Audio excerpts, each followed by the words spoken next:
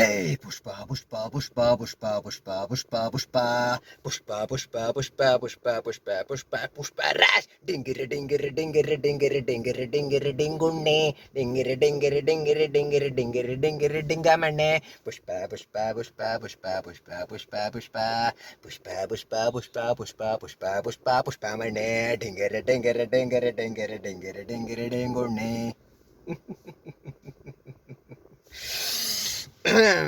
ഞാനേ 4 മണിയുടെ ഷോയൊന്നും പോയില്ല. എന്തിനാ വെറുതെ 4 മണിക്ക് പോകണമെന്നുണ്ടെങ്കിൽ 3 മണിക്കെങ്കിലും എണീക്കണം. വെറുതെ ഉറക്കമൊക്കെ കളഞ്ഞ് തിയേറ്ററിൽ പോയി കുത്തിരിക്കേണ്ട ആവശ്യമുണ്ടെന്ന് എനിക്ക് പേഴ്സണലി തോന്നുന്നില്ല. എന്താണ് 4 മണിക്ക് പോയി കണ്ടില്ലെങ്കിൽ പിന്നെ അവിടെ സിനിമ എന്താ ഇടില്ലേ? സിനിമ എവിടെ ഓടിപ്പോകുന്നില്ല, സിനിമ അവിടെ തന്നെ ആക്ച്വലി ഉണ്ടാവും. ഇതാണ് എൻ്റെ ഒരു വിശ്വാസം, ഇതാണ് എൻ്റെ ഒരു കൺസെപ്റ്റ്. അതുകൊണ്ട് ഞാൻ 10:15 ഷോയിനാണ് പോയത്. പണ്ടൊക്കെ നമ്മൾ പല സിനിമകൾ ഇറങ്ങുന്ന സമയത്ത് നേരത്തെ പോയി അവിടെ കുത്തിരിക്കും. ഒരു രസമല്ലേ, ഒരു ഓളമൊക്കെ ആയിരുന്നു അന്ന്. പിന്നെ അങ്ങനെ ഒരു ഓളമൊന്നും ആക്ച്വലി കിട്ടാത്തതുകൊണ്ട് തന്നെ ഫാൻ ഷോയിന് പോകണമെന്നൊരു നിർബന്ധവുമില്ല. 10:15 ഷോയിനാണ് സമാധാനമായിട്ട് ഉറക്കമൊക്കെ കഴിഞ്ഞ് പോയി കണ്ടു. അപ്പം ഞാൻ പൊതുവേ ഈ റിവ്യൂസൊന്നും ഇൻറ്റൻഷനലി കണ്ടിട്ടല്ല ഒരു സിനിമ കാണാൻ പോവാറുള്ളത്. പക്ഷെ വേറെ വഴിയില്ല. 4 മണിക്ക് ആൾക്കാർ പോയി കണ്ടു. നമ്മൾ എത്രയൊക്കെ കേൾക്കണ്ടെന്ന് വിചാരിച്ചാലും കണ്ട ആൾക്കാരൊക്കെ ഇങ്ങനെ അഭിപ്രായങ്ങൾ പറഞ്ഞുകൊണ്ടേയിരിക്കും, പലതരത്തിലുള്ള അഭിപ്രായങ്ങൾ ഇങ്ങനെ വന്നുകൊണ്ടേയിരിക്കും. അപ്പോൾ മെജോറിറ്റി ആൾക്കാർക്കും പടം പറ്റിയിട്ടില്ല, നെഗറ്റീവാണ് ആക്ച്വലി പറയുന്നത്. സോ ഈ നെഗറ്റീവും കേട്ടിട്ടാണ് ഈ ഒരു സിനിമ ഞാൻ കാണാൻ വേണ്ടി പോയത്. പക്ഷേ ഐ ഡോണ്ട് നോ വൈ ഈ കേട്ടത്രയുള്ളൊരു നെഗറ്റീവ് ഈ ഒരു സിനിമയ്ക്ക് ഉണ്ട് എന്ന് എനിക്ക് പേഴ്സണലി തോന്നുന്നില്ല. അത്ര നെഗറ്റീവായിട്ട് എനിക്ക് പേഴ്സണലി തോന്നിയില്ല.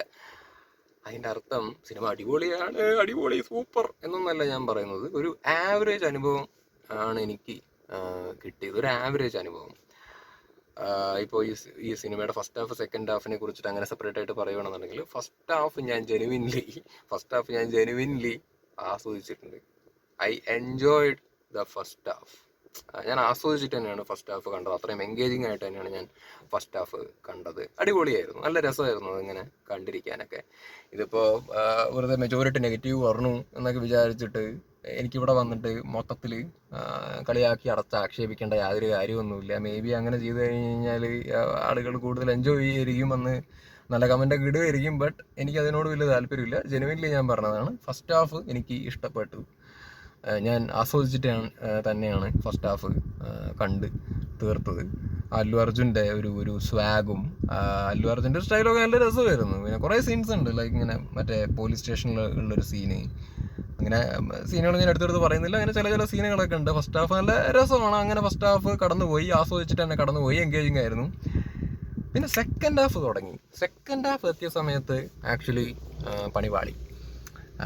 ഈ ഫസ്റ്റ് ഹാഫ് ഞാൻ എങ്ങനെയാണോ ആസ്വദിച്ചത്, എനിക്ക് ആ തരത്തിൽ സെക്കൻഡ് ഹാഫ് ആസ്വദിക്കാൻ വേണ്ടിയിട്ട് പറ്റിയിട്ടില്ല. തീരെ ആസ്വദിക്കാൻ വേണ്ടിയിട്ട് പറ്റിയിട്ടില്ല. എനിക്ക് ഫസ്റ്റ് ഹാഫ് കണ്ടുകൊണ്ടിരുന്ന ആ ഒരു ഫീലേ കിട്ടിയിട്ടില്ല, ആ ഒരു മൂഡേ എനിക്ക് കിട്ടിയിട്ടില്ല. സെക്കൻഡ് ഹാഫൊക്കെ എത്തിയപ്പോഴേക്കും അയ്യോ കയ്യിൽ നിന്ന് പോയി ഇതൊക്കെ എന്തൊക്കെയത്, അയ്യോ ഈ ഒരു ഫീലാണ് കിട്ടിയത്. രശ്മിക മന്ദാന സെന്റിമെന്റലായിട്ട് സെക്കൻഡ് ഹാഫിൻ്റെ അകത്ത് കുറച്ച് ഡയലോഗൊക്കെ ഇങ്ങനെ പറയുന്നുണ്ട്. ഇങ്ങനെ പുഷ്പേനെ കുറിച്ച് ഇങ്ങനെ പറയുന്നുണ്ട്, ഇങ്ങനെ പുഷ്പേനെ പൊക്കി അടിക്കുകയാണ്. അതൊരു സെന്റിമെന്റൽ സീനാണ് അവർ പ്രസന്റ് ചെയ്യുന്നുണ്ട്. അത് ഒരു സാധനമാണ്, ഇങ്ങനെ ബ്രാൻഡാണ്, ഇങ്ങനെയാണ് ലൈക്ക് പുഷ്പ എന്താണ് ഈ പുഷ്പയ്ക്ക് നിങ്ങളാരാണ് അങ്ങനെയാണെന്നൊക്കെ പറഞ്ഞിട്ടുള്ളൊരു സാധനമാണത്. ഒരു സെന്റിമെന്റൽ സാധനം അത് സെന്റിമെന്റലായിട്ട് വളരെ സീരിയസ് ആയിട്ടുള്ളൊരു സീനാണ് അത്. പക്ഷെ എനിക്കത് കേട്ടപ്പോൾ ക്രിഞ്ചാണോ അതോ എനിക്ക് ചിരിയൊക്കെ വരാൻ വേണ്ടി തുടങ്ങി. ലൈക്ക് ഞാൻ ചിരിക്കുകയായിരുന്നു. Like oh my God, serious situation and sentimental dialogue, but why I feel like ലാഫിങ്, അങ്ങനെ ഒരു സാധനം. ഞാൻ രശ്മികേനെ അല്ല കേട്ടോ അതിൽ കുറ്റം പറയുന്നത്. രശ്മികേനെ നിൻ്റെ അകത്ത് കുറ്റം പറഞ്ഞിട്ട് എന്ത് ചെയ്യാനാണ്? ഒരു ആർട്ടിസ്റ്റ്. ഇതിപ്പോൾ ആ എഴുതി വെച്ച സാധനം ആര് വന്ന് പ്രസന്റ് ചെയ്ത് കഴിഞ്ഞാലും ചിരി വരും, അത് കാണുമ്പോൾ ചിരി വരും എന്നുള്ളതാണ് എനിക്ക് ആക്ച്വലി തോന്നിയത്. രശ്മിയെ കുറ്റം പറഞ്ഞിട്ട് കാര്യമില്ല. അവർ പറഞ്ഞപ്പോൾ എനിക്കത് ആ ഒരു സിറ്റുവേഷനിൽ എനിക്ക് ചിരി വരാൻ വേണ്ടി തുടങ്ങി. ലൈക്ക് എജ്ജാതി ഒരു സ്നേഹം അത്. ശരിയാണ്, ഭാര്യ ഭർത്താക്കന്മാർ അങ്ങോട്ടും ഇങ്ങോട്ടൊക്കെ സ്നേഹിക്കണം. സ്നേഹം വേണം, അണ്ടർസ്റ്റാൻഡിങ് വേണം, സപ്പോർട്ട് ചെയ്യണം, ഒക്കെ വേണം കേട്ടോ, അതൊക്കെ വേണം, നല്ല കാര്യമാണ്. പക്ഷെ ഇതിന്റെ അകത്ത് ജാതി സ്നേഹം, അത് ഭയങ്കര സ്നേഹം, വല്ലാത്ത സ്നേഹം. എനിക്ക് ഇവരുടെ പോർഷൻസ് വരുമ്പോ ചിലതൊക്കെ രസമാണ്, പക്ഷെ എന്നാലും ഇവരുടെ പോർഷൻസ് ഇടയ്ക്ക് ഇങ്ങനെ കാണുന്ന സമയത്ത് എന്താണ് അയ്യോ ഒഴിവാക്കായിരുന്നു, അത് ഇത് വേണ്ടായിരുന്നു, അങ്ങനെ ഒരു ഫീലൊക്കെയാണ് എനിക്ക് തോന്നിയത്. ലൈക്ക് പറഞ്ഞിട്ട് കാര്യമില്ല, അതങ്ങനെയാണ്, ഇങ്ങനെയൊക്കെയാണ് അവർ ഒരുക്കി വെച്ചിരിക്കുന്നത്. പിന്നെ ഇതിൻ്റെ അകത്തുള്ള ഫൈറ്റ് സീക്വൻസുകളെ കുറിച്ച് പറയുകയാണെന്നുണ്ടെങ്കിൽ ഫൈറ്റൊന്നും വലിയ രസമായിട്ട് തോന്നിയില്ല, വലിയ സുഖകരമായിട്ടൊന്നും തോന്നിയില്ല. ഒരു ഫൈറ്റൊക്കെ കാണുന്ന സമയത്ത് പൊള്ളിക്ക് അട്ടിക്ക് പൊളിച്ച് അങ്ങനെ ഒരു സാധനമൊന്നും തോന്നിയിട്ടൊന്നുമില്ല. പിന്നെ എനിക്ക് അല്ലു അർജുനെ വലിയ ഇഷ്ടമാണ്. അല്ലു അർജുന ഇഷ്ടമായതുകൊണ്ട് തന്നെ ഈ ഫൈറ്റ് സീക്വൻസ് ഒക്കെ വരുമ്പോൾ ഇങ്ങനെ അല്ലു അർജുനെ നോക്കിക്കൊണ്ടിരിക്കാം, അല്ലു അർജുൻ്റെ പരിപാടികളൊക്കെ നോക്കിക്കൊണ്ടിരിക്കാം എന്നുള്ളൊരു സംഗതി മാത്രമേ ഉള്ളൂ ഫൈറ്റിൻ്റെ കാര്യം പറയുകയാണെന്നുണ്ടെങ്കിൽ. പിന്നെ പാട്ടുകൾ പടം ഇറങ്ങുന്നതിന് മുമ്പ് ഈ പാട്ടുകളൊന്നും കേൾക്കുമ്പോൾ എനിക്കത്ര രസമായിട്ടൊന്നും തോന്നിയിട്ടില്ല. എന്ത് പാട്ടുകളത് എന്നുള്ളൊരു ഫീൽ തന്നെയായിരുന്നു. പുഷ്പ 1 എന്താണ് എസാമി എന്നൊക്കെ പറഞ്ഞ സാധനമൊക്കെ നല്ല വൈബായിരുന്നു, അടിപൊളി പാട്ടുകളൊക്കെ ആയിരുന്നു. അത് പടം ഇറങ്ങുന്നതിന് മുമ്പ് കേട്ടപ്പോഴും തിയേറ്ററിൽ പോയി കേട്ടപ്പോഴും ഒക്കെ ഒരേ വൈബാണ് ആക്ച്വലി കിട്ടിയത്. പക്ഷേ ഇത് പടം ഇറങ്ങുന്നതിന് മുമ്പ് ഇതൊന്നും കേട്ടിട്ട് വലിയ രസം തോന്നിയിരുന്നുണ്ടെങ്കിൽ പോലും തിയേറ്ററിൽ നിന്ന് ഈ പറഞ്ഞ ഫീലിംഗ് എന്ന് പറഞ്ഞ പാട്ടൊക്കെ കേട്ടപ്പോൾ അത് നല്ല രസമാണ്. അത് പാട്ടിൻ്റെ മിടുക്ക് കൊണ്ടാണോ എന്നൊന്നും എനിക്കറിയില്ല. പക്ഷെ തിയേറ്ററിൻ്റെ അകത്ത് നിന്ന് ഇതിങ്ങനെ കേട്ടപ്പോൾ വിഷ്വലി ഇതിങ്ങനെ കാണുന്ന സമയത്ത് അത് ആ പാട്ടും ഡാൻസും ഒക്കെ എൻജോയ് ചെയ്യാൻ വേണ്ടിയിട്ട് പറ്റിയിട്ടുണ്ട്. അല്ലു അർജുൻ്റെ ഡാൻസും പരിപാടികളും മൂപ്പരുടെ ബോഡി ലാംഗ്വേജും കാര്യങ്ങളൊക്കെ നല്ല രസമാണ്. അത് രശ്മികയാണെങ്കിൽ നന്നായിട്ട് ഡാൻസൊക്കെ കളിച്ചിട്ടുണ്ട്. അപ്പോൾ പാട്ടും കാര്യങ്ങളൊക്കെ അങ്ങനെ പോയി രസമായിട്ട് തിയേറ്ററിൽ നിന്ന് കണ്ടിരിക്കാൻ വേണ്ടിയിട്ട് പറ്റുന്നതാണ് ഈ പാട്ടുകളൊക്കെ. എല്ലാ പാട്ടും നല്ല ഞാൻ പറയുന്നത്, പീലിങ്ങും അങ്ങനെയുള്ള ചില പാട്ട്. പിന്നെ കിസിക്കൊന്നും വലിയ കാര്യമൊന്നുമില്ല, പീലിംഗ് എനിക്ക് ആക്ച്വലി ഇഷ്ടപ്പെട്ട്. പിന്നെന്താണ്, അപ്പോൾ ഇത്രയൊക്കെ പറയാനുള്ളൂ. ഓവറോൾ പുഷ്പ 2 ഒരു ആവറേജ് അനുഭവമാണ്.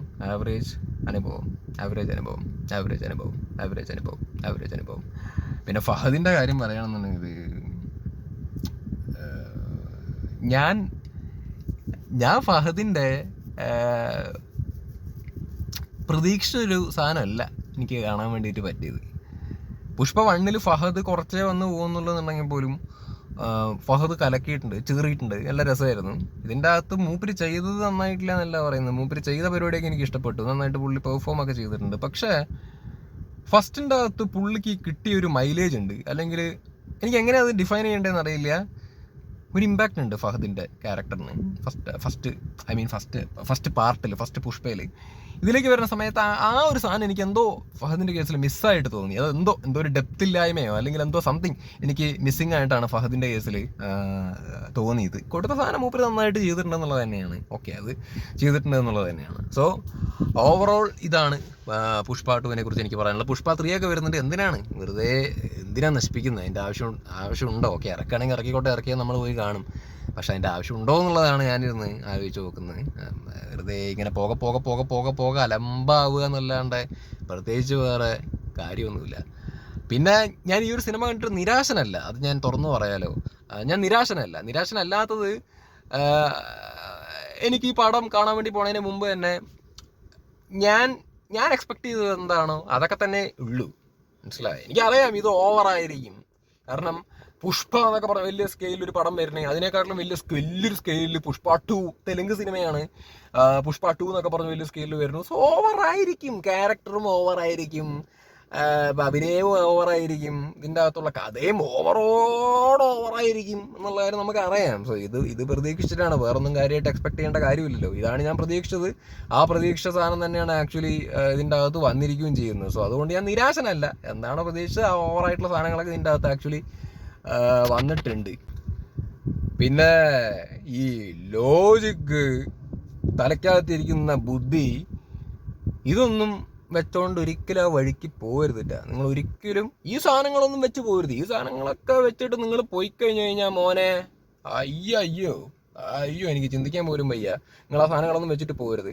നിങ്ങൾ നിങ്ങളുടെ ഈ പറഞ്ഞ ലോജിക്കലായിട്ടുള്ള തോട്ട്സും അല്ലെങ്കിൽ ഈ പറഞ്ഞ തലയ്ക്കകത്തിരിക്കുന്ന ബുദ്ധി എന്ന് പറയുന്ന സാധനമൊക്കെ റൂമിൻ്റെ അകത്ത് വെച്ച് പൂട്ടരുത്. റൂമിൻ്റെ അകത്ത് നിങ്ങളൊരു ബെഡിൻ്റെ താഴെ വെച്ച് അടച്ചിട്ടിട്ട് വേണം, ഡോർ എന്നിട്ട് ലോക്ക് ചെയ്തിട്ട് വേണം നിങ്ങൾ ഈ സിനിമ കാണാൻ വേണ്ടിയിട്ട് പോവാൻ.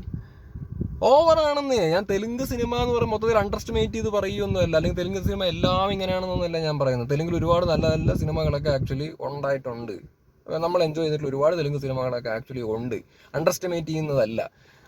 പക്ഷേ തെലുങ്ക് സിനിമയിൽ വരുന്ന തെലുങ്കിൽ ഇറങ്ങുന്ന ചില സിനിമകളൊക്കെ ഈ പറഞ്ഞ ഓവർ ദ ടോപ്പിൽ നിൽക്കുന്ന സാധനങ്ങളാണ്. കഥാപാത്രങ്ങളും കഥകളും ഒക്കെ ഓവർ ദ ടോപ്പിൽ നിൽക്കുന്ന സാധനങ്ങളൊക്കെയാണ്. ഓക്കെ, ഓവർ ദ ടോപ്പിൽ നിൽക്കുന്ന സാധനങ്ങളൊക്കെ തന്നെയാണ്. അപ്പോൾ നമ്മൾ പ്രതീക്ഷിക്കുന്നതിലൊക്കെ ഒരു പരിധി വേണം.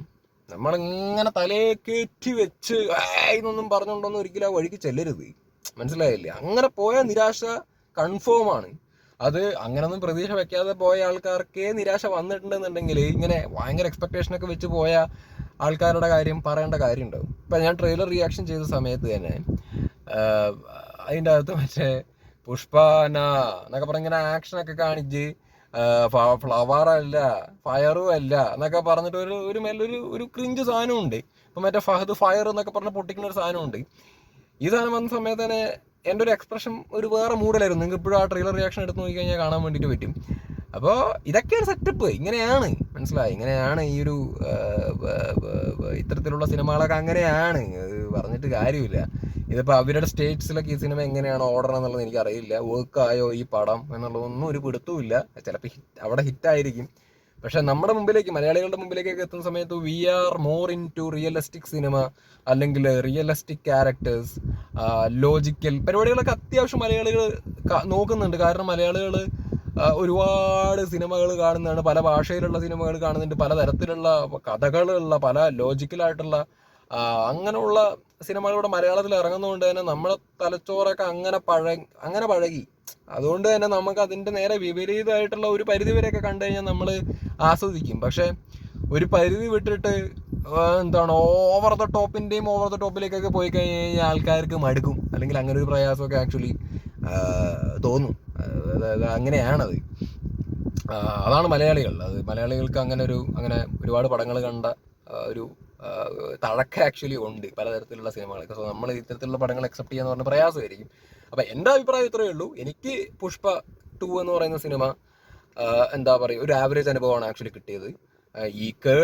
ഞാൻ കേട്ട് പോയോർത്തോളം അത്ര നെഗറ്റീവ് ഉള്ളതായിട്ട് തോന്നിയിട്ടില്ല. ഫസ്റ്റ് ഹാഫ് ഞാൻ ആസ്വദിച്ചു, സെക്കൻഡ് ഹാഫ് കയ്യൊന്നു പോയി. സെക്കൻഡ് ഹാഫ് എന്തിനൊക്കെയായിരുന്നു ഇവൊക്കെ സീനുകൾ ഇതെന്നൊക്കെ പറഞ്ഞിട്ടൊക്കെയാണ് എനിക്ക് ആക്ച്വലി തോന്നിയത്. അങ്ങനെയുള്ള സാധനങ്ങളൊക്കെ എനിക്ക് ഭയങ്കരമായിട്ട് മടുത്തു. അയ്യോ, എൻ്റെ ക്ഷമയെ പരീക്ഷിച്ചു, എനിക്ക് ഇറങ്ങി ഓടാൻ തോന്നി. അങ്ങനെയൊന്നും ഞാൻ പറയുന്നില്ല. അങ്ങനെ എനിക്ക് ഇറങ്ങി ഓടാനും തോന്നി. എൻ്റെ ക്ഷമയെ പരീക്ഷിക്കുന്ന ലെവലൊക്കെ ആണെങ്കിൽ ഞാൻ കാശ് കൊടുത്തതല്ലേ, അതുകൊണ്ട് ഇതിൻ്റെ അകത്ത് മുതലാക്കാൻ വേണ്ടിയിട്ട് ഇരിക്കേണ്ടത് എന്നുള്ള തൊലിഞ്ഞ തോട്ടം കൊണ്ട് ഞാൻ അതിൻ്റെ അകത്ത് ഇരിക്കാറൊന്നുമില്ല. എനിക്ക് എൻ്റെ മനസമാധാനമാണ്, മനസ്സിൻ്റെ ഹെൽത്താണ് എനിക്ക് വലുത്. എനിക്ക് ഇറങ്ങി ഓടാൻ തോന്നിയാൽ ഞാൻ ഇറങ്ങി ഓടും. ഞാൻ പടം കാണില്ല, ഞാൻ ഒഴിയിപ്പിക്കില്ല, ഞാൻ ഇറങ്ങി ഓടും. എനിക്ക് ഞാൻ റിവ്യൂവും ചിലപ്പോൾ ആക്ച്വലി ഇടില്ല അങ്ങനെയാണെന്നുണ്ടെങ്കിൽ. ഞാനിപ്പോൾ എന്തായാലും 3.5 മണിക്കൂറോളം ആക്ച്വലി പടമുണ്ട്. ഞാൻ 3.5 മണിക്കൂറോളം കണ്ട് തീർത്തിട്ടുണ്ട്. ഞാൻ ഇപ്പോൾ വന്നിട്ട് ആ സിനിമയെക്കുറിച്ച് അഭിപ്രായം ആക്ച്വലി പറയുന്നുണ്ട്. ഞാൻ എത്രയോ സിനിമകൾ എനിക്ക് കണ്ടിരിക്കാനൊന്നും പറ്റാതെ ക്ഷമയൊക്കെ തെറ്റി മടുത്ത് പ്രാന്തായി ദേഷ്യമൊക്കെ വന്നിട്ട് ഞാൻ ഇറങ്ങിപ്പോയിട്ടുണ്ട്. അതിൻ്റെ ഒന്നും റിവ്യൂ ഞാനിവിടെ ആക്ച്വലി ഇട്ടിട്ടുമില്ല. അതിൻ്റെ ആവശ്യമുണ്ടെന്ന് എനിക്ക് തോന്നുന്നില്ല. അപ്പോൾ ഈ പടം ഞാൻ 3.5 മണിക്കൂർ കണ്ടിരുന്നു. അങ്ങനെ ഭയങ്കരമായിട്ട് അങ്ങനെയല്ല. പക്ഷെ എന്നാലും ആസ്വാദനത്തിന്റെ കേസിൽ സെക്കൻഡ് ഹാഫ് വരുന്ന സമയത്ത് ഈ ഫസ്റ്റ് ഹാഫ് ആസ്വദിച്ച് അത്ര പറ്റിയിട്ടില്ല. ഫസ്റ്റ് ഹാഫ് ഞാൻ എന്നാലും ആസ്വദിക്കുകയും ചെയ്തിട്ടുണ്ട്. ഞാൻ അതുകൊണ്ടാണ് ഒരു ആവറേജ് അനുഭവം എന്ന് ഈ ഒരു സിനിമയെക്കുറിച്ച് പറയാൻ കാരണം. രശ്മികയുടെ കാര്യം പറയുകയാണെങ്കിൽ കഷ്ടമാണ്. അവർ നല്ല നടിയൊക്കെയാണ്, നല്ല നടിയൊക്കെയാണ്, രസമാണ് അവർ. പക്ഷേ എന്ത് ചെയ്യുക, അവർക്ക് കിട്ടുന്ന ക്യാരക്ടറൊക്കെ ആണെന്നുണ്ടെങ്കിൽ ഇങ്ങനത്തെ ഓരോ ക്യാരക്ടറുകളൊക്കെയാണ്. ഇങ്ങനെ കാണുമ്പോൾ ഇങ്ങനെ അയ്യോ, ഈ അല്ലു അർജുനും രശ്മികയൊക്കെ ആയിട്ടുള്ള സീനൊക്കെ വരുന്ന സമയത്ത് ഇങ്ങനെയൊക്കെ ഉണ്ടോ ഇങ്ങനെയൊക്കെ സ്നേഹിക്കൂ, വല്ലാത്ത സ്നേഹമായി പോയി.